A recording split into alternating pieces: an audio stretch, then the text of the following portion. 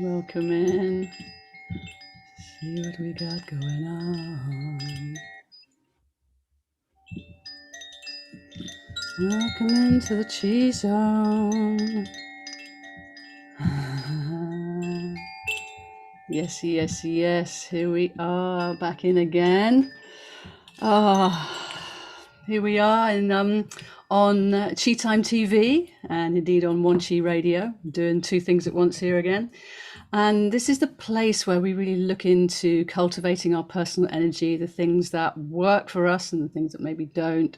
And I'm a Qigong teacher, and I've been leaning into the power of my practice for a long time, although I did lose it a bit at menopause. And this is what I'm going to be speaking to my esteemed guests here on this episode. Janey Lee Grace is with us. Welcome indeed to Chi Time and One Chi. Hi, thank you. Lovely to be with you. Oh, it's just it's a thrill to have you on the show, my dear. Thank you so much. And so before we dive into all that about the menopause and the pivotal moments and the things that have happened to us from where we're looking at it all now, for those of you that maybe don't know Janey, let me introduce her to you. She's a BBC radio and TV presenter and presenter on UK Health Radio as well. Particularly, you're on BBC, you're with Steve Wright in the afternoon, is that right? That's right, yeah. Yep. So you might know her from there. But she initially had a career as a backing singer for Wham, George Michael, Kim Wilde, Boy George, all the Georges in there then. yeah. Funny that. Yeah. But you also had a top 10 single of your own, didn't you? Yeah, Some Ways to Love. That was good fun. That was my 5 minutes of fame. 1991. Yeah, it was great fun. Brilliant. But you're also an author and a mother. And your book, Imperfectly Natural, that really sung to me. Imperfectly Natural Woman. Yeah, that was the first one in, gosh, it was a long time ago now. It was actually 14 and a half years ago. I know that because it was just as my daughter was born. I kind of had two babies. The book came out and then I had a baby. So and she's 15. So it's 14 and a half years ago. Wow. Amazing. Wow. Gosh. I sometimes joke that I was kind of ahead of my time, really, talking about coconut oil and kale before they had their own publicists. You know, I was definitely ahead of the game with that book. Yeah, but we needed it. It came out when we needed it. And that thing about you don't have to be perfect to be natural. In fact, letting yourself be imperfect, I kind of that frees you up, doesn't it? Yeah, that was the inspired bit, really. And I was very grateful that that title came to me because I certainly don't get everything right, and I don't suppose anyone does. And I think that was the magic of the book, really, was that it kind of allowed, I was very forthright about my opinions and still am, and really very dedicated to doing everything naturally and sustainably. But within that, none of us get everything right. So give yourself permission to do the bits you can, and it really is that kind of small change, big difference approach.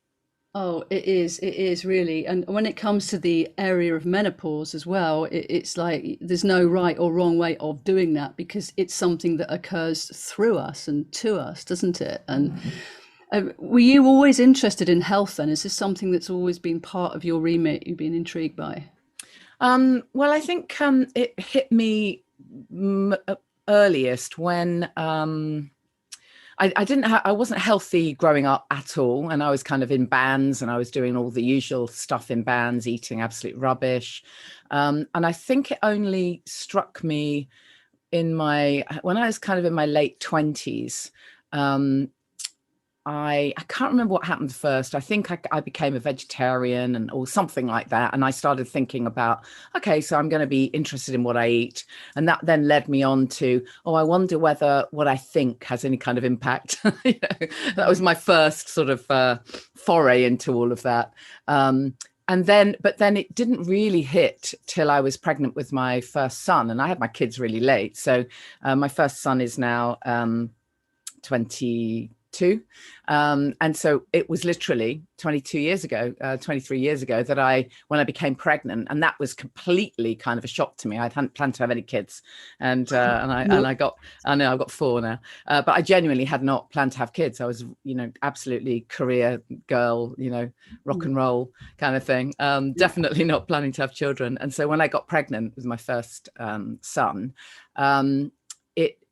it was such a learning curve. It was just unbelievable. And I literally went from kind of not caring about really anything to suddenly being 100% passionate about my optimum health and well-being, the optimum health and well-being of the baby I was going to birth, and the health of the planet. And it was literally a learning curve like you've never seen. I remember I kind of I'll always remember finding out that I was pregnant. There were some issues. I didn't know if I was going to lose the baby. So there was one of those going on. Whereas I hadn't wanted kids at all of a sudden I wanted it so badly.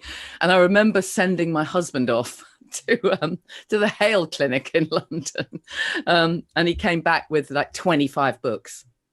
Okay. And that was it. I read every one of them and booked myself into a kind of natural birthing center. And that changed everything. And then from then on, I was incredibly conscious about what I put on my skin, what I cleaned my home with, everything changed. Absolutely. So it's this transition point of being pregnant. I mean, I'm really relating to you. This was what happened to me when I got pregnant with my son.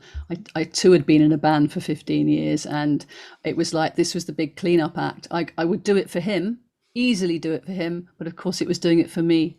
It's that responsibility, and I think these transition points in our lives as women, pregnancy and then later on menopause, which we're here to speak about today, they can bring their gifts, although they can be rather Carly-like moments in the whole menopause journey.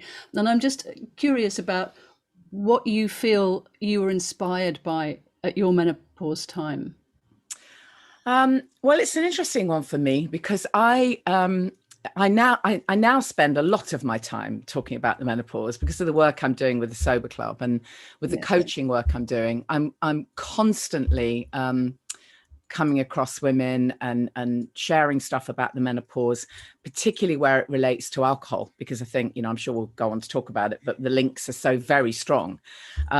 So it's now very much part of the work that I do. But actually, for me, in truth, when I went through, in inverted commas, the menopause, which I suppose was about 5 years ago, the truth of it is I was one of those fairly lucky ones, because I didn't specifically notice it. Now, looking back, I can now see there was a ton of stuff going on, but I didn't attribute it to that. And of course, I was drinking. And so, who knows which bit of which part of the picture it was, I don't really know. What I do know for certain is that, although I was drinking too much, I'm very grateful that I was also supporting my health and well-being. So I did eat really well. I did have the right supplements. I'm hugely grateful for them because God knows what would have happened without it. Seriously, big time. And I also had a very determined mindset and a very strong mindset. And I remember years and years and years ago going to see Dr. Marilyn Glenville, who I love. Oh, yeah. And sharing some of my various symptoms with her. I didn't know it was consultation about the menopause, whether it was or it wasn't. I don't really know.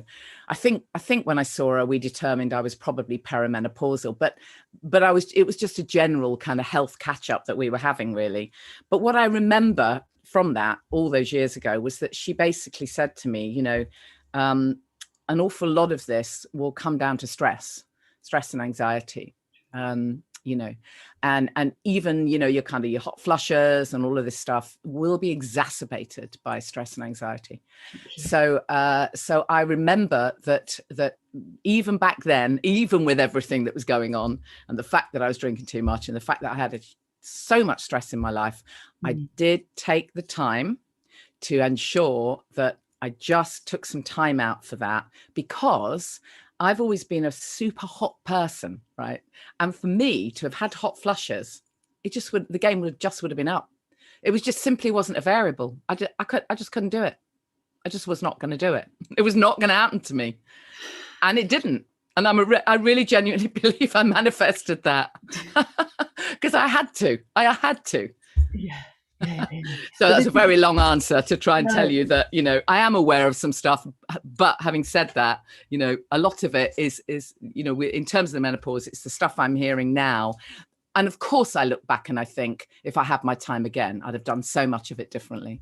Would you? Yeah. Oh, Janey Lee Grace is here with us on Chi Time and One Chi Radio, chatting to us about how the menopause changed her life. But in retrospect, realizing that I know what you mean, but I also interested in we're busting myths here. So there was one myth here that you're saying you didn't really sort of notice any specific symptoms. It was just you were hot anyway, and so it was more heat. And well, yes. I mean, yes, I've always been a hot person, but I genuinely have always been, long before I would have been anything like perimenopausal. The thing is, obviously now I recognize just how much alcohol affects how you are.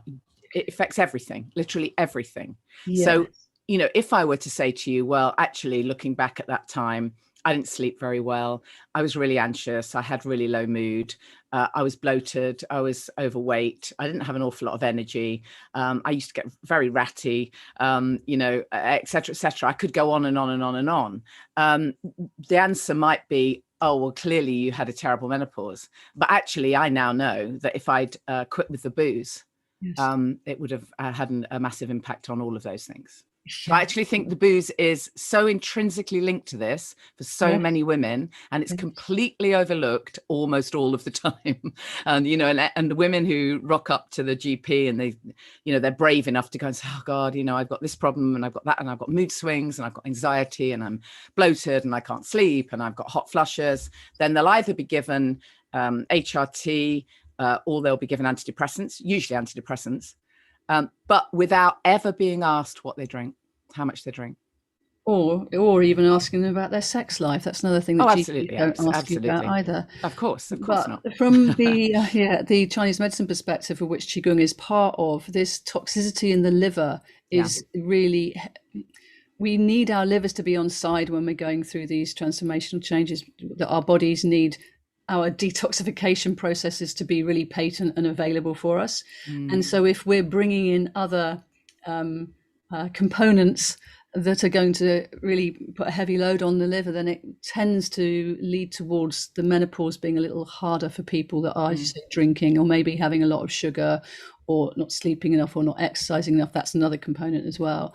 But I love what you said about there was this whole different sorts of symptoms that you couldn't initially put down to menopause, but now you look back at it, it was so linked with the drinking that it's like now you're able to make suggestions to women that come to you to say, well, have you, I don't know what you say, I'm just suggesting that you, from your experience, you're able to then make that honest enquiry into maybe it's the drinking, sweetie. Yeah, well, I mean, I've had lots of clients now, lots and lots who who will sort of chat to me about how they're, they've got this kind of battle going on all the time, with the wine witch, and because I'm not talking about rock bottom drinking. That's not my area. I'm not talking about people who are clinically dependent and need rehab. I'm talking about the majority of people who drink, who are what we call grey area drinkers. The term is grey area drinkers. They're not at rock bottom, but they're not completely fine either. And usually they're drinking more than they want to. And they're probably functioning completely normally on the surface, and everything's completely fine. And nobody else would know there was any kind of issue, but they know because they're waking up at 3 a.m. or whatever, because their liver's talking to them at that important time in the morning. As I was, and absolutely hating themselves because they can't possibly be authentic, because they're putting poison in their body every day. But so those people, many of them women who have this issue, and they have it for years and years, and they'll say, I just can't seem to win this battle, and this will happen and that will happen, and then I'm back to drinking, and and it goes on and on and on. And then they'll say, in very many cases, oh, and I really hit hit a low a few months ago, and I'm on antidepressants, or I'm on HRT. It doesn't necessarily seem to be working, or sometimes it does a bit, and then we get into a conversation, and it turns out that they were never really asked about the alcohol and the impact. So particularly with the antidepressants, they're just medicating on top of medication, which I think is very weird that that's not looked at. And that's heavy. And in so many cases, and by the way, I don't try and profess to be a doctor. I'm not a medical professional, and I would never advise anyone to stop medication in any way. But I have had a few clients who have made a choice for themselves to look again at the medication they're on. And it's been absolutely fascinating, because I can think off the top of my head of at least four women who have found that when they stopped drinking, their symptoms eased or went away, or they certainly didn't have the need for the antidepressants. And their life has completely changed. It really is worth experimenting with, isn't it? Definitely. You have that shift and change. So was there a choice point or moment for you when you ditched the booze? What happened there to well, I was, a typical grey area drinker. I've been drinking for so many years. It was just a habit, really. It was just one of those habits. And it was only when I tried to stop, which I did a few times, and a few times I did stop. But then, I just kind of went back into it again, thinking, oh, well, I've got this now. I can drink moderately, that old nonsense. And I believed all those rubbish articles, that say glass of red wine is good for the heart. I don't think so. Have a grape, but I bought into all of that nonsense. And then really towards the last couple of years before I stopped, I'm now 3.5 years sober, but for a couple of years before I stopped, I really noticed that something just was not okay. I really was waking at 3 a.m. I mean, every single day. I absolutely hated myself. And there's such a dichotomy here, because I've written a book with Hay House, for God's sake. I was a presenter on Hay House Radio. There isn't a self-help guru I haven't interviewed. There isn't anything about self-love I can't tell you. And yet there I was, absolutely. If you'd have said to me, well, tell me more about self-love and how it is for you, it's not to be ridiculous. It's not for me. Everyone else, don't be ridiculous. There was such a cognitive dissonance there. It's frightening when I look back now. And the fact that I can, talk till the cows come home about holistic living and everything being holistic and natural, and yet I was pouring booze down my neck every day. So towards the end, I do remember feeling one day kind of getting a real sense of how terrified I was of getting older. I remember kind of looking in the mirror and thinking, oh my God, I hate everything about this. I hate it. I hate the fact that I'm getting older, that I'm getting grey and bloated and old and overweight and wrinkled and lacking of energy. And all I could think of were these awful negatives, everything miserable about aging. I couldn't think of a single positive thing. I felt really down about it. And I'm usually a very positive person with tons of energy. And I remember that moment. I remember thinking, nothing is going to get better. Nothing will get better. Everything will go south and get worse. And then I remember thinking to myself, come on, Janey, that's not you. You're positive. Come on, you can sort this out. What can we do? We could do a boot camp, get you fit. Well, I don't think so. I'm, quite a lazy ass, Oh, we could do a detox. Yeah, great. That'll work for a couple of weeks. You can have Botox. I don't think so. I kind of like the natural approach. So I just couldn't think of anything. And it was so interesting because, there was just a tiny, tiny little voice somewhere saying, we could quit with the booze. Maybe you could see how that one works. And just tiny little voice chipped away at me. And it was a couple of weeks after that I was given a book, which was the Sober Diaries by Claire. And we were going to be interviewing Claire on Radio 2 just after Christmas. Now, if you work in radio, you'll know that you're never given if you're interviewing an author, you're given a book the night before if you're really lucky. But because it was Christmas, we had 2 weeks. And I was handed this book. I looked at it and I thought, that's it. I just knew. That's it. So of course I didn't read it until after Christmas. Yeah, right. And then the minute I did, I thought, that's it. You know, if Claire can do it, she was is very relatable. She was a busy mum, and it was, you know, it was a very relatable book. And I just thought, wow, it's time. It's time. Wow. And now, you know, I look back and I just think, oh my God, you know, I look back at that woman who was standing there hating herself, hating the fact that she was getting old. I don't even recognize that person anymore. Yeah. I mean, everything's, you know, if only someone had told me how freaking fantastic it is ditching the booze. I'm not scared of getting old now. No, exactly. I mean, I'm joking all the time. I get younger every year, seriously. Well, let's Well, at least I don't care what anyone else thinks. I feel like I'm getting younger every year, and that's what matters, right? that's the chi. That's the chi in you go, yay! I can express through you now. I haven't got to get through the mountain of booze. Janey Lee Grace is with us here on Chi Time and on One Chi Radio. And as we're going to be playing this on the radio show, I know you've got a track that you would like to share with us here. And I'm wondering how music has like served you in a way of nourishment, in a way of like almost meditational music. And I wonder if you could introduce this next track, thinking that's probably the way you're going to go with this because of the person that is singing. But yeah. Introduce this. Well, it's always interesting for me with music because I've been a singer and a sort of musician all my life, really. Yeah. I don't think I use music in the same way that other people do. And I'm not saying that's a good thing. I think it's a bit of a hindrance, if anything. But I think for many years, music for me was my work. So I didn't listen to it for pleasure. I really didn't, actually. I think I missed out on quite a lot. I mean, I went to gigs and everything, but I don't think I listened to music as much as friends. So it's quite interesting, really. Having said that, you know, obviously music has been completely part of my life. And then when I did my very first juice detox at one of Jason Vale's retreats, that was really when I was introduced to, properly introduced to meditation and sort of and guided visualizations and that sort of thing. I don't think I'd really properly been introduced to that before. So that was probably about 13 years ago. I went on my first juice retreat, and that was when I was introduced to a different kind of music, you know, to music that you come at from a different level rather than, you know, for just having that on while you're making dinner or whatever.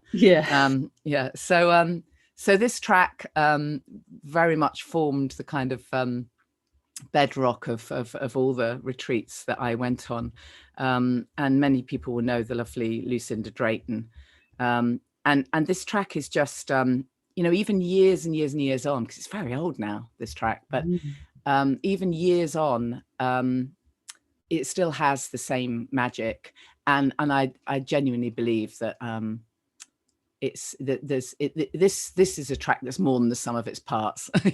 I'm sure Lucinda would say that herself. That's not to take anything away from her and her amazing skill, but this was channeled. There's no doubt about that. So it's called 100,000 Angels. What a beautiful track, 100,000 Angels by Lucinda Drayton and Bliss, chosen by my guest here on One Chi, Janey Lee Grace.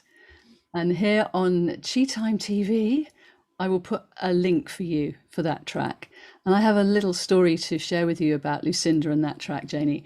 Back when I was running conscious living events, she came down to Bournemouth to the Shore Theatre with her partner Marcus, and it was like in Christmas time, so we had all the fairy lights out, and we had sort of ivy around the place, and we actually had a string of fairy lights, like a washing line of fairy lights, I think Marcus called it, and she was singing all her Christmas songs, which are just a delight. And then just towards the end, she said, right, we're just going to do like a meditation, because she's so brilliant at all of that. And she said, and at the end of this, I don't want you to come out, I want you to stay in this meditation zone. And then I'm going to play a song to you. And then at the end of it, I don't want you to clap. I just want you to be with the energy of it. And guess what song it was? That Yeah. one, Yeah. 100,000 angels. So you're absolutely right. The energy, in fact, I'm feeling it now, even talking about it. The feeling within that auditorium of 100,000 angels, of everybody being there, of us all being connected to our higher selves, to our hearts, to our bellies, to our multidimensional beings with such joy and ease was just like, oh, deep, deep nourishment. So thank you for bringing that in here. So I would like to just go back to a point that you made before we played the track, which was that of really not looking forward to aging. And I think this is one of the things that as a midlife woman, we have to cope with, we have to manage, that our society is obsessed with the younger look. And we are here, I feel, women of our age and beyond, to bust that myth of what health, vitality, and attractiveness really is, without resorting to having to, to look like you're in a wind tunnel. And what helps me, I don't know, I'll ask you what helps you in a minute, but what helps me around that reframing of it is, to me, I have lost friends that are no longer with me. They will never get to age. And that puts me in a place of going, this, I'm honoring my system. I'm honoring the fact I'm still here, that I can have this experience of aging. And like, I think that has such an important energy to it to share with others, like honoring yourself and the fact that you're still here, or whatever age you are, to be healthy is really key. And I just wonder what has helped you around that.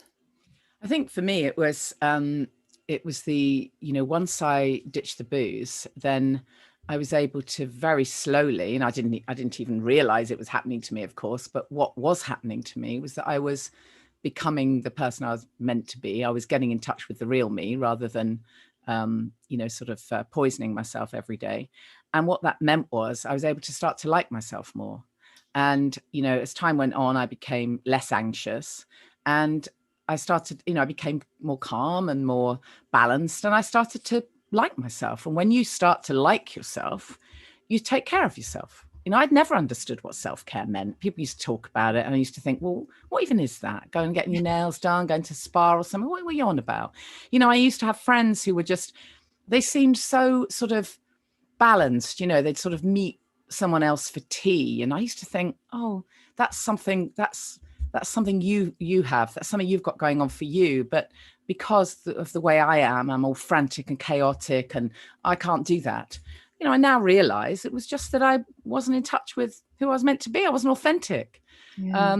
And I think so many of us, obviously everything I talk about now tracks back to booze because that's the work I'm doing. But with all of those women that I'm working with, when they take the booze out of the equation, they can finally, and it takes a while, but they can finally start to like themselves. And when they start to like themselves, that's where the magic happens. Because when you like yourself, why would you treat yourself unkindly? Why would you be worried about getting older? Why would you be worried about looking different? So what? It doesn't matter. It just doesn't matter. I don't care about the things that used to seem super important to me now, in the past, because I've got a much more balanced sense of who I am and my purpose. And it changes everything. It really changes everything. And I'm still kind of shocked sometimes at how many people I speak to. I had a client the other day who, she's almost 70, and she actually said to me, I hate myself. She actually said that, and I thought, wow, that would have been me, that would have been me if I'd been bearing my soul. And that's the piece that has to change. That's the bit we have to. And of course, you can't click your fingers and make that happen, but you can become curious. You can just become curious about it. Okay. How will it be when I can actually love myself? And I think that's the best we can start with, really. Yeah, and to get support around that. Who can I talk to? Who can I be with that can witness my funky stuff and the things that I'm ashamed to admit? If you're witnessed and you're heard and you're accepted for all who you are, then you can find a way through. We don't have to do stuff on our own, and that seems to be a really big thing coming through right now. Maybe it always has. This importance of community and support, and the women around each other. Definitely. Well, one of the lines in my, that I talk about all the time is from Johann Hari's TED talk. Addiction is the connection is the opposite of addiction, and it really is. And certainly for those of us who've because drinking is a very shameful thing. We feel a huge amount of shame around it. Shame is one of the lowest vibrations we can possibly have. And connection is actually everything. And so many women will say to me, when I'm feeling really anxious or stressed, or I'm craving alcohol, or I'm just got myself in one of those downward spirals, I kind of retreat, not in a good way. I isolate myself. And that's the opposite of what we need to do. That's when we need to reach out. There's always somebody ahead of us, always someone who's been there, done it, got the t-shirt, right? And that's what the Sober Club does. It really is magical in that respect, because we can hold each other. We've had that shared experience, and we can hold each other, and it's absolutely key that everyone reaches out. And what's really interesting, as you were saying, is that this whole thing about the way we're not very kind to ourselves. But interestingly, particularly with women, we're usually really kind to other people. We're usually really very compassionate and very kind. And if a friend told us just how bad they're feeling, we do anything to make them feel better. And anything, and yet we don't do that for ourselves. So can we become our own best friends? Absolutely, 100% we can. You have to recognize that how important it is first. not do what I did for all those years and just think that the self-love and the being balanced is for everyone else and not for me. It is available to all of us, but we have to start with being curious and open to finding out who we really are. And then I think you can accept the aging and everything that comes with it. And because you are wanting to take care of yourself, you're going to know what are the best ways to do that. And then it's about how you feel, and how you feel is so much more important than what you look like. It really is. It is. And, I wrote about this in my first book. You might even remember reading it. Probably. But in my very first book, and this was actually before I'd even stopped drinking, of course, but I had enough insight, even then, even with the booze, to write about my experience of meeting many, many celebrities and Hollywood stars over the years. I mean, there aren't many that I haven't met. And what I spoke about, without naming names, was that certain people would come into our studio, and they were known as being, absolute, an absolute goddess, the epitome of beauty. And yet, the vibe was, nah, not really. Does nothing for us, men or women, right? And then there would be others who would come in who lit up the room. And it was definitely not to do with, body type or shape or even age. Yes. It was about energy. And I saw that even then, even back then, all those years ago, I absolutely noticed there was again, without naming names, I've met people who it's almost like talking to a replicant. It's like, what the hell? There's no one there. There's no one there. And then I've met other celebs and I mean, we all have, everyone's not about being a celeb, but we all know people who just by being in their orbit, you feel better. It's got nothing to do with how perfect your chin is or whatever. Well, that's often to do with like lack of self-confidence, making a lot of what you look like. And I think at the moment, with the situation we're in society, and we're about to step into a summer of freedom, let's hope it continues. It's a very interesting thing that's occurring now. It's like the regrouping is not the same as it was. I don't think we can go back. We can never go back. But we can bring forward that which we have learned or, as I say, achieved from being in this cocoon state of being at home a lot. And where we have had more time for self-care, we have had more time for the people that we care about. And like you said, you're also busy being frantic, doing things. It's like, no, choose. Do I really want to run about like a blue arse? I've got one in here at the moment and sitting around. Or do I want to choose where I discern where you place your energy? Actually, instead of getting run away with it all, do you think this is coming in more? Maybe this awareness of What's important now? Yeah, I think there definitely is an awareness of there is a conscious awareness of where people want to put their energies. I think. I mean, lockdown's been very interesting, for my community, because of course some people have absolutely caned the booze over lockdown, and it's been absolutely disastrous. But for many, they've actually stopped drinking during lockdown. They've got a sense that, okay, right, that ain't going to serve me.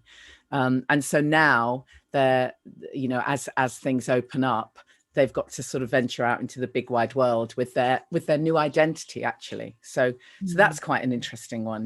There's quite a lot of my sober club members are just emerging now with their new identity and wondering how they're going to I call it fitting into your sober shoes, how they're going to fit in their sober shoes when they're out and about and they're social, because it's been okay when they've been kind of locked up, but now they're going to be out in the big wide world. Dust them off. And do you find that there's a lot of women that come and work with you are in their menopause years? Is this big place of transition where they cannot carry on with what they used to be like? They have got to make a change. Yeah. There are a lot. I mean, there's a whole wide range of course. And the great news is that, a lot of people are coming to this much younger. That's what's great, because you absolutely don't have to wait till you're at rock bottom before you can step off the booze elevator. No. That's for sure. But yes, a lot of the women who join the sober club are kind of perimenopausal or menopausal. Yeah. Yes, and then again, the menopause isn't just for women over 50. It can happen at any age, according to, if you've had compromised ovaries or if you've had surgery or something. True. There is still the young women coming in. I mean, I've just recently done a webinar around the menopause and Qigong, and how Qigong can assist with you at this time, although you can't prescribe specific moves to a whole mass of people, but what you can do is come into, so I think you mentioned this word balance, and to find that balance point for yourself gives you that space to be with you, which can be a bit scary as well, but when you're in that hell space with others, and knowing that your whole system is actually wired for balance, and it's in that balanced space, as you know, the parasympathetic nervous system kicks in, which means you can go rest, digest, you can have space, and just to know that this is such a useful thing. It sounds so simple, to let yourself find balance. And is this something that you found more and more with your approach now? Yeah, it absolutely is. That sense of balance is everything, really. And I absolutely didn't have it, before. I was, it's literally like that pendulum. It was absolutely swing one way, absolutely swing the other, never ever reach that kind of middle point, or very rarely. And yeah, that's the thing that I think makes a difference. And of course, we can all be, you can still have times when you're massively busy or stressed or anxious, but it's knowing how you can come back to that place, isn't it? That for yourself, and that's, I think, that where we can take back some responsibility and ask within ourselves, okay, what works for me? What are the resources that support me? To bring me back to that point of balance. Yeah, exactly.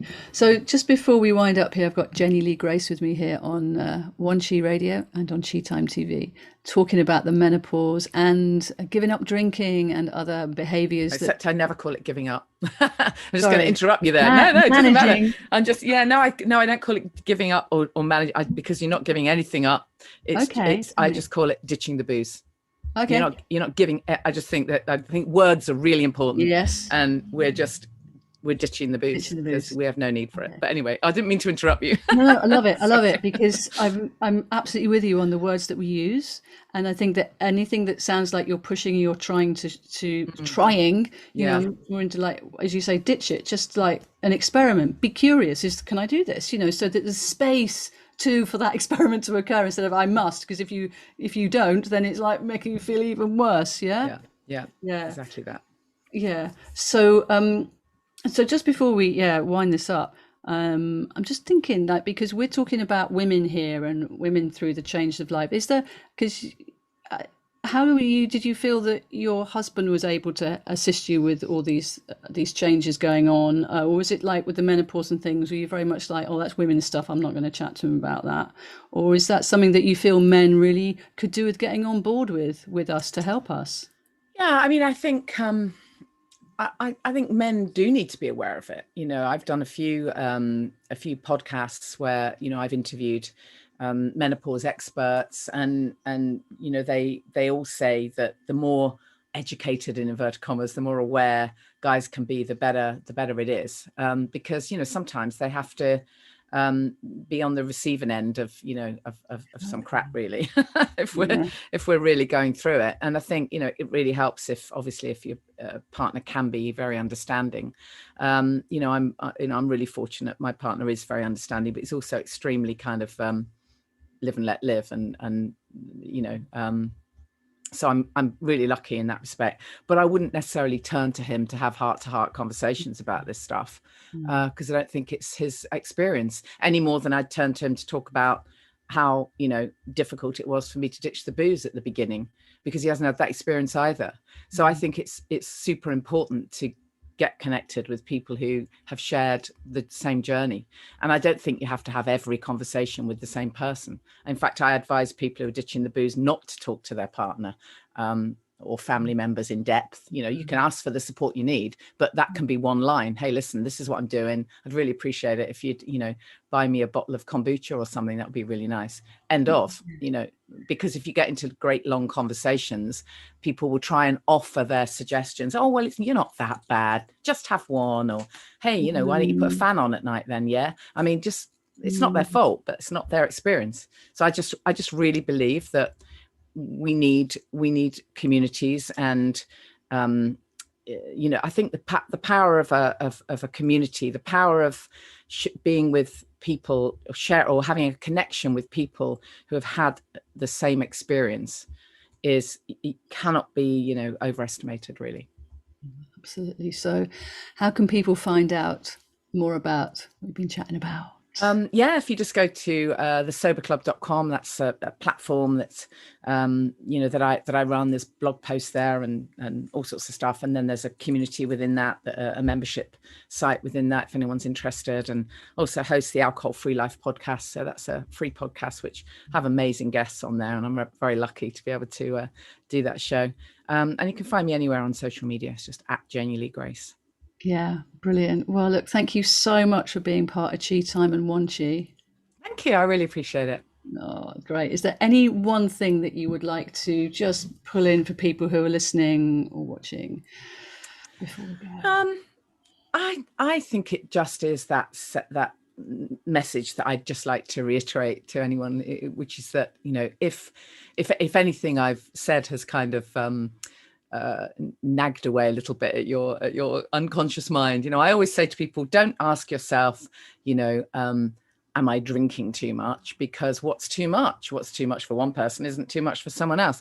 A better question is to ask yourself, could my life be better physically and emotionally without booze? And if a little voice says hell yes, then give this a shot. Because I just wish someone had told me, when I'd rocked up to the GP and was brave enough to say, actually, you know what, I think I'm drinking too much, rather than the GP saying to me, well, you look fine to me, just have an alcohol-free day. How would it have changed my life if she'd have said, oh man, I've got the best answer for you, ditch the booze. Oh wow, you can't imagine how much better your life's going to be. How cool would that have been? Yeah, well, that's what you're doing for so many people. So thanks for all that you do and be in the world, Janey, and thanks for sharing so honestly with us here as well. Really appreciate it. See you again soon.